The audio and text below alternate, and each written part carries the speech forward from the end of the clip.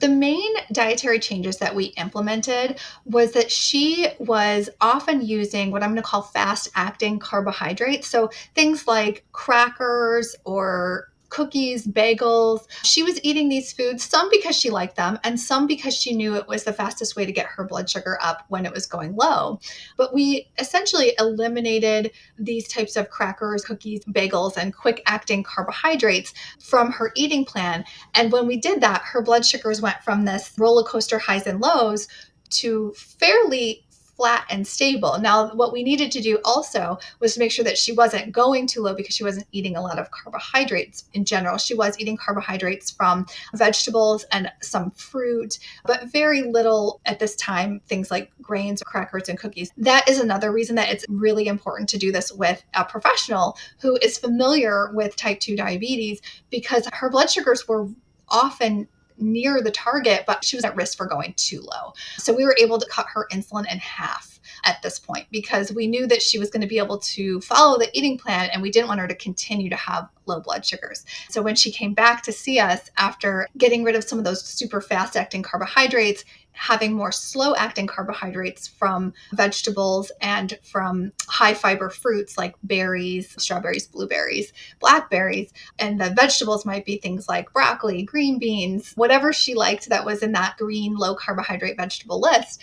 her blood sugars were very, very, very stable. And so we made sure that we would just be in contact with her. And over time, we were able to continue to cut her insulin down about every 2 weeks. We needed to look at her medications, but her continuous glucose monitor in this time also was very flat and stable, where she just didn't have these ups and downs that she was having before. It helped her not only to feel better, but also to have her blood sugars in the target range while she was still seeing weight loss. As the client's nutrition improved and we needed to really maximize her medications, make sure she's not on any medications that were causing low blood sugars as she's on her weight loss journey, we also want to make sure she's using medications that support her weight loss journey. So some of the medications that can cause low blood sugars, like insulin, can also lead to weight gain. So it's important to take a look at the medication list and make sure that the diabetes medications are either weight neutral or might actually help with weight loss. Eventually, we were able to wean her insulin down, and the goal was to get her off of insulin if we could.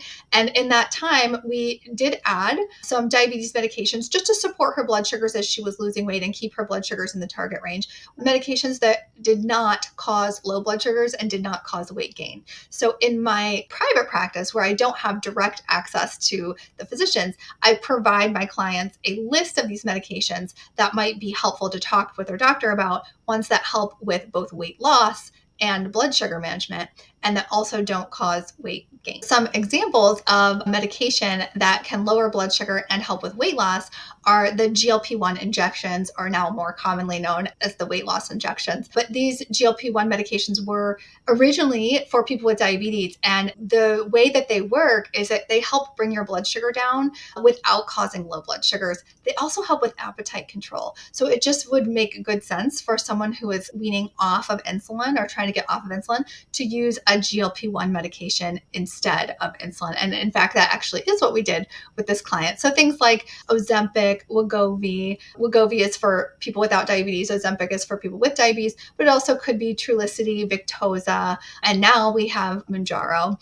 There's even a pill form called Rybelsus. So there are many options, and this is just one category of medications, but there are many options that I share that list with my clients so that they know what to ask their doctors about their weight loss journey, as well as a potentially type 2 diabetes remission journey. Given that this client also had difficulties with exercising, it was really important that she also work with a medical professional if possible. In this case, it was possible that she could be seen by an exercise physiologist. So we were able to get her an exercise prescription that met her needs at the time. But truly, one of her biggest barriers to exercise was the low blood sugars. So just removing the low blood sugars from the equation, in addition to weight loss, she was able to exercise much more easily. And what I mean by exercise is walking. She really was just having trouble being able to walk without having low blood sugars. And so the first thing that she did is she was able to walk at the track at her local YMCA or gym.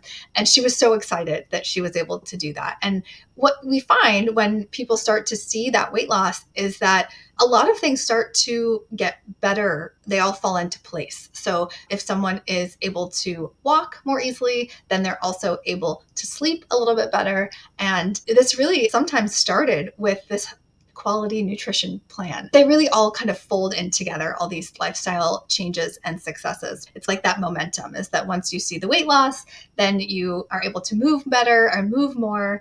And when you're moving more, you might sleep better. So I love all these different lifestyle pillars all coming together in one time. Some other barriers that can happen as somebody is on their journey might just be working with life in general. So one of the things that my clients in these types of settings go through is they are trying to follow this nutrition plan through maybe a birthday or holidays. And so helping clients to navigate these scenarios where they're on maybe a lower carbohydrate eating plan, they have this long-term goal of type 2 diabetes remission, but they know that Thanksgiving is coming or their birthday is coming. And so we kind of plan for, okay, how are we going to do that? Do you want to eat cake on your birthday? I don't know anybody who doesn't want to eat cake on their birthday. The idea of kind of planning ahead and how are we going to do that? And even though it's not something that you're maybe doing all the time, maybe planning to incorporate that favorite food on a more intense journey like this. And having a plan for when I do incorporate that food, how am I going to do it? How am I going to prevent blood sugar spike when I do that? How am I going to manage my hunger when I eat foods that are not going to keep me as full? This is why I know the nutrition plan works, but really the coaching and the accountability is really the key, because it's the navigating life and challenges over time that are the real issues. You don't want, what I would say is a lot of people tell me is, well, I was doing something and I was doing really well, but then blank happened and it knocked me off track. Of course, that's life. So having somebody to support you and navigate you through some of those different challenges you're going to face, because life does happen. Having somebody to help you navigate them versus completely falling off and then starting over.